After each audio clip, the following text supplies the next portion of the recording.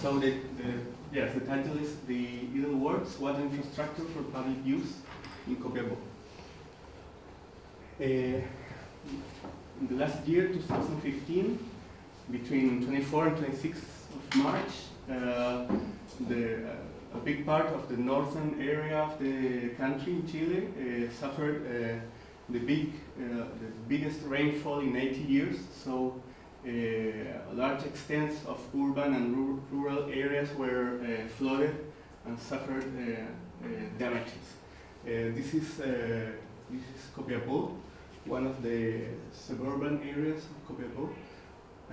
Here you can see there were 30,000 victims and 31 deceased by this event, and it affected specifically downtown COPIAPÓ and the areas around the river COPIAPÓ that goes along the entire city. Here you can see a picture of downtown COPIAPÓ the days the next days after the flood. Here's the river. You can see how the streets were cut down by the water, and another pictures. They took several months to remove all the water and the mud from the houses. Here's a school, a rural school in the Atacama region where COPIAPÓ is located. And the incredible thing about this rain is that COPIAPÓ is situated on this red line, on that latitude, and it's in the beginning of one of the driest areas of the world, the Atacama Desert. So it should be,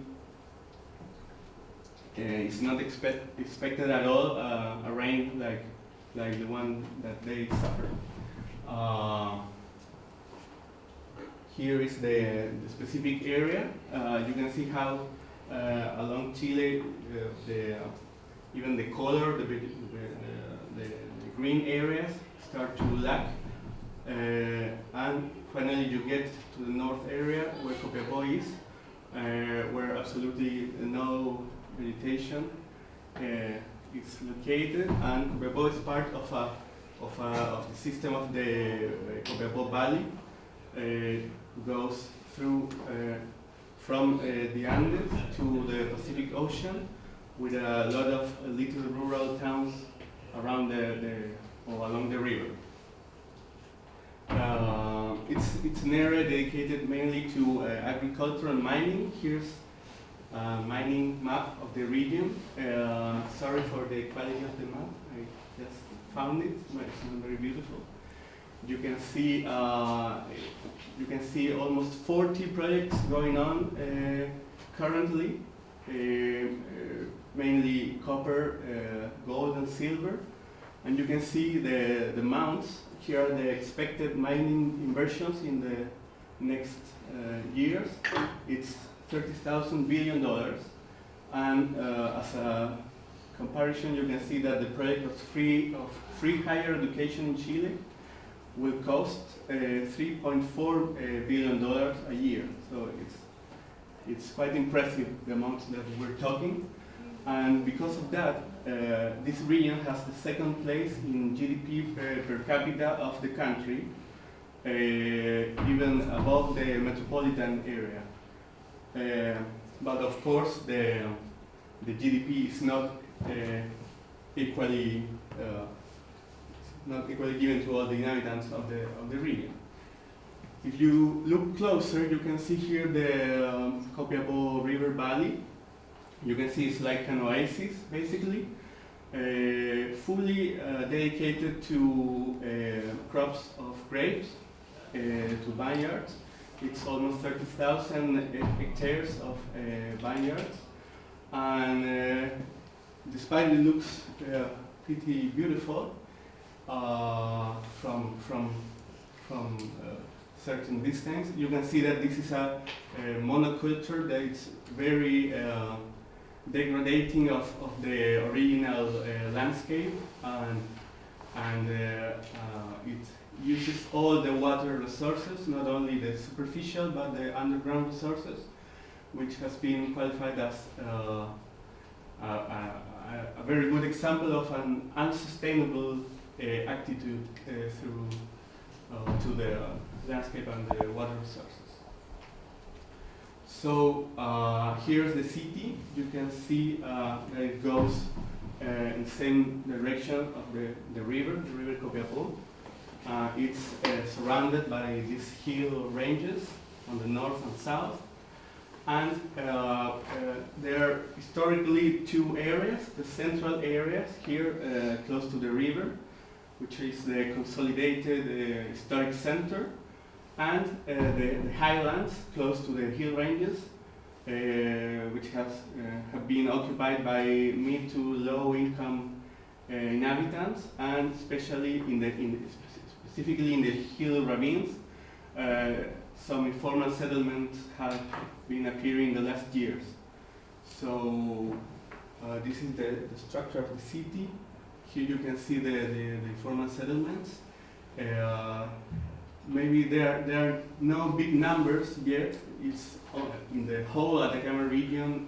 There are a little bit more than 1,000 families living there, and 19 slums here in the urban areas.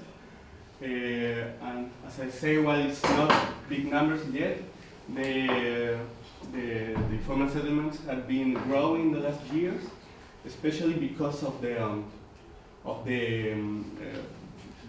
the mining activities. It attracts a lot of people that look for a job related with mining on the tertiary areas of the economy, or looking for a temporary job on the crops.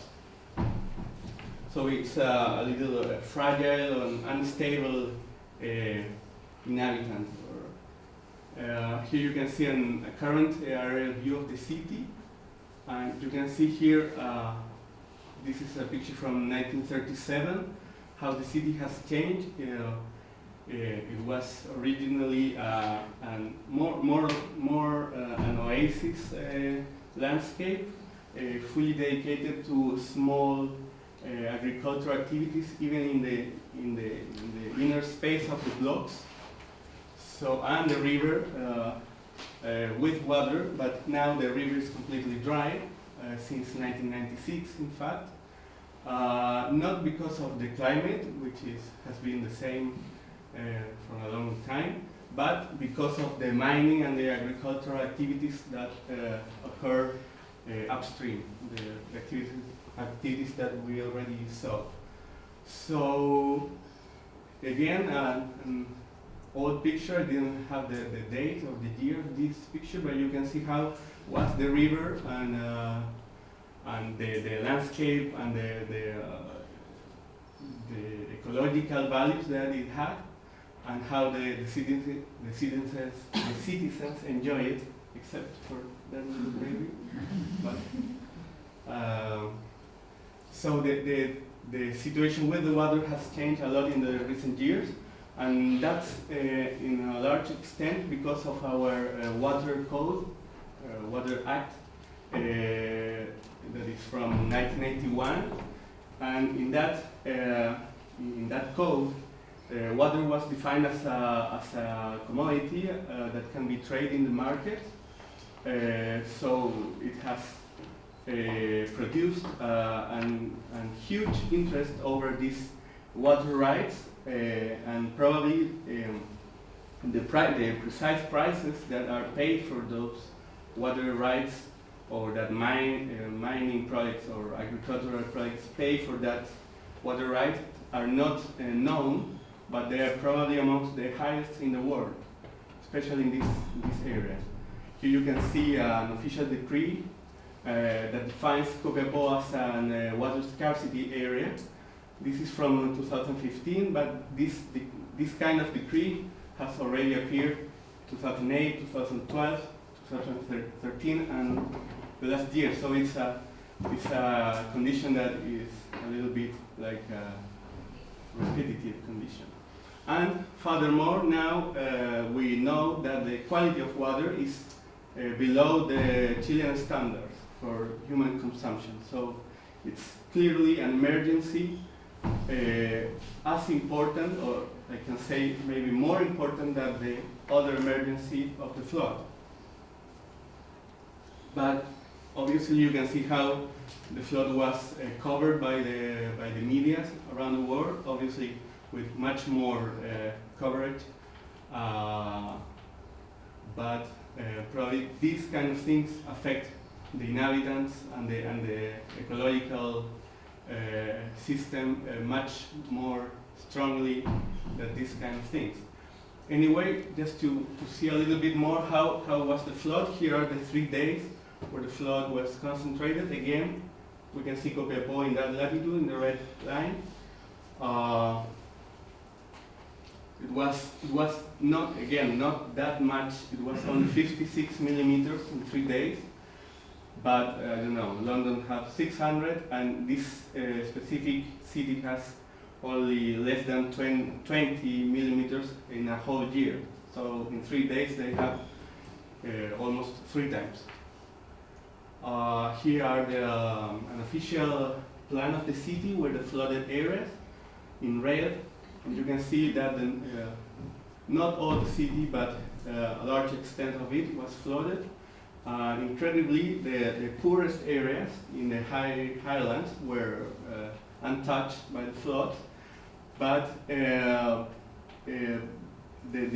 specific water path changes in every rain event. So you have to be prepared for different stages.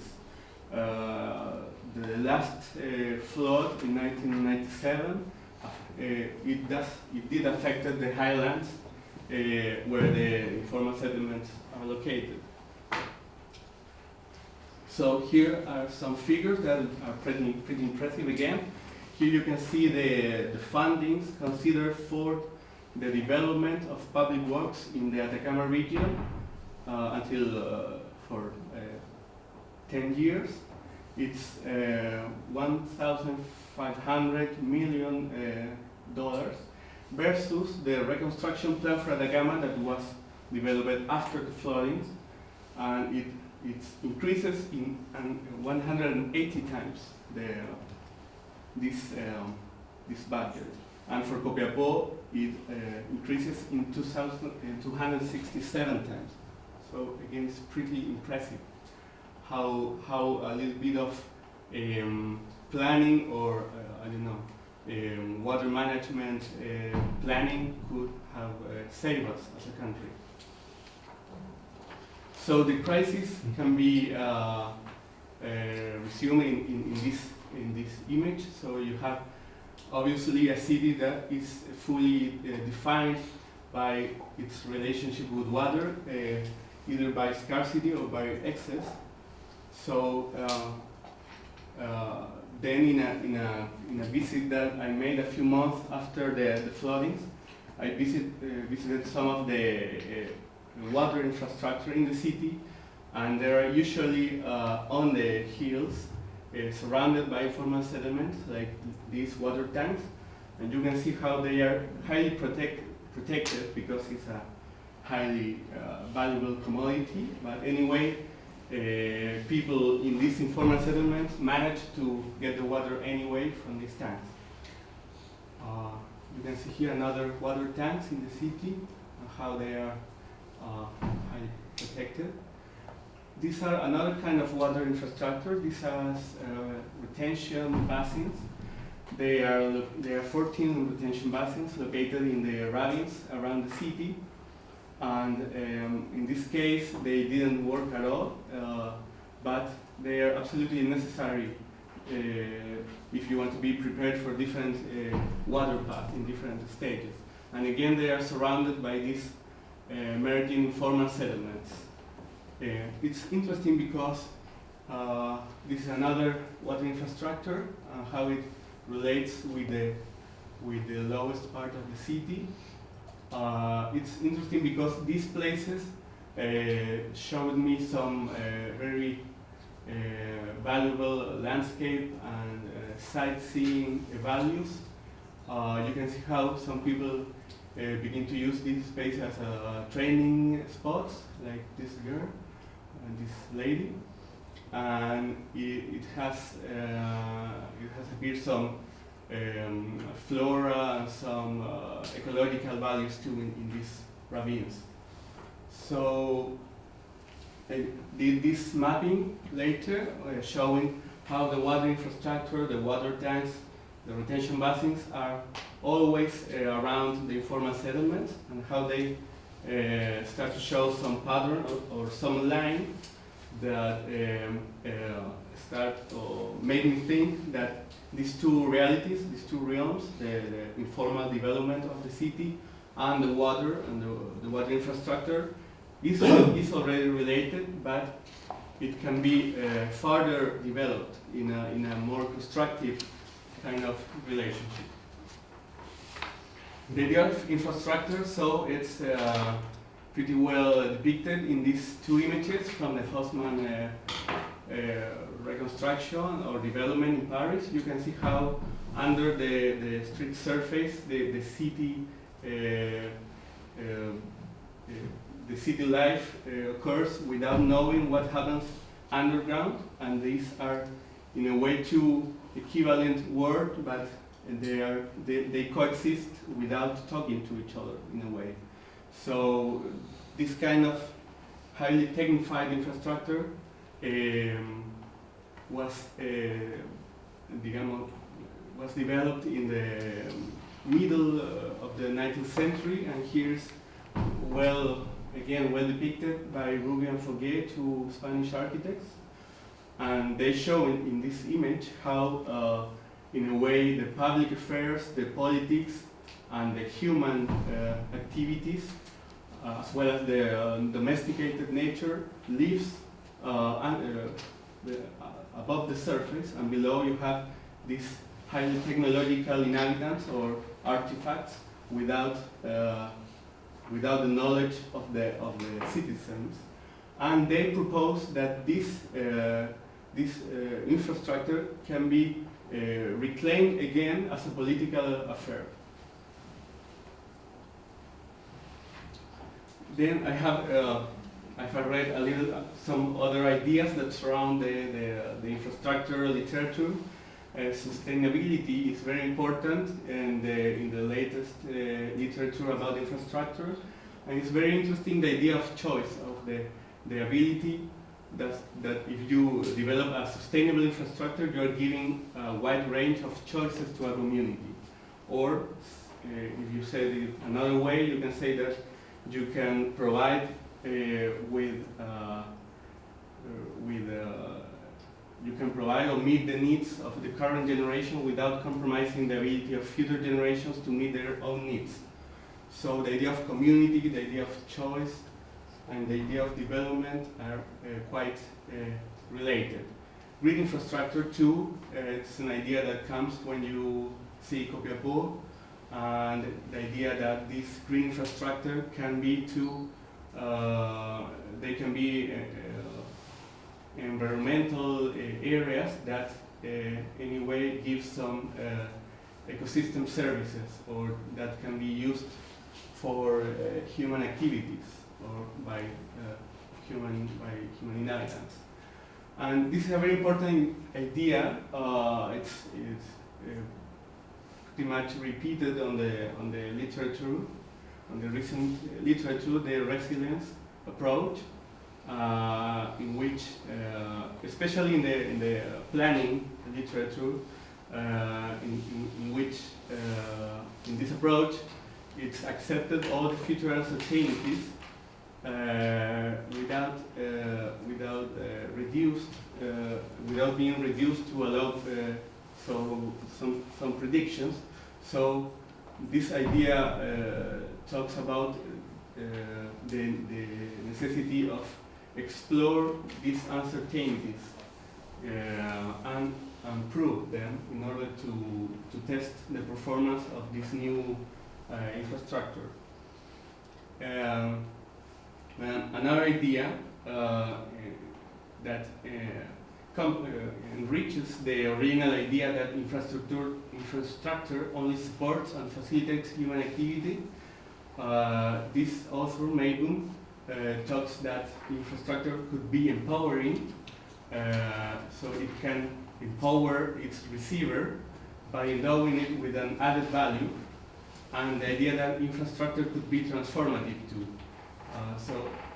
Again, it not only supports, but it transforms and empowers a community or a receiver of the fluxes that goes through these networks.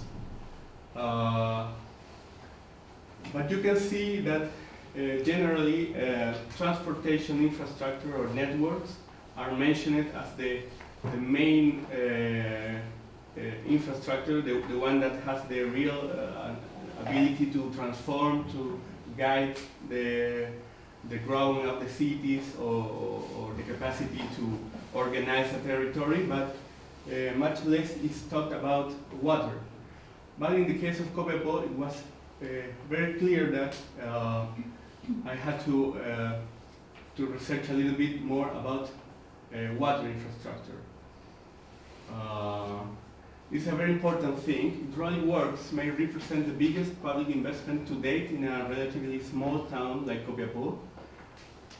However, given the scarce occurrence of significant rainfalls, they will remain idle, 99% of the time, with the consequent risk of being degraded or misused. So you have a problem there, or an opportunity.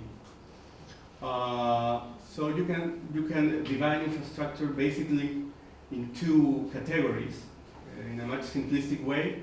One of the facilities or the individual elements or objects that you put on a territory. This is a classic example, a windmill in Netherlands, which is originally only an engineering structure, but it has the capacity to transform a landscape or to become a symbol for even for a country. Here is an example from Medellin. These are another project that has been developed.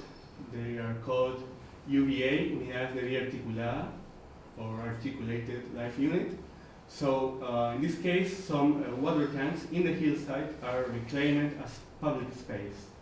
So you can see the original situation of the public tank, or the water tank, and the project, and finally how it's being used now by the community. But I think much more important is the second category of infrastructure, which is the network infrastructure, and the capacity that it has to organize a territory. Here is a plan for Rotterdam for the year 2030, in which the dike system is developed or is used as a transportation system for bikes and for pedestrians.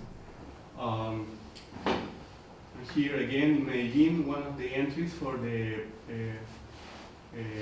Parque del Río Medellin considers the ecological values and the hydrology system as entry points for its project. You can see some of the images here. But in all the previous examples, you can see how infrastructure in a way comes after the urbanization, or infrastructure is thought as a way of improve a territory or improve some ecological values. But again, it's not that common to see examples of how infrastructure could come first, or before the housing, or before the rest of the urbanization. And maybe you can see some historic samples. Here are two maps from Santiago de Chile, the capital. The first one on the left is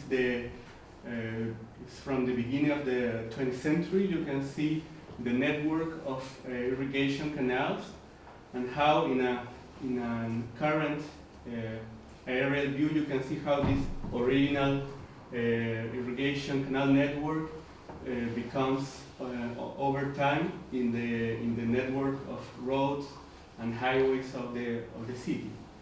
So in a way, this previous infrastructure foresaw or anticipated the development of the city. And here's a more modern and contemporary example of these ideas.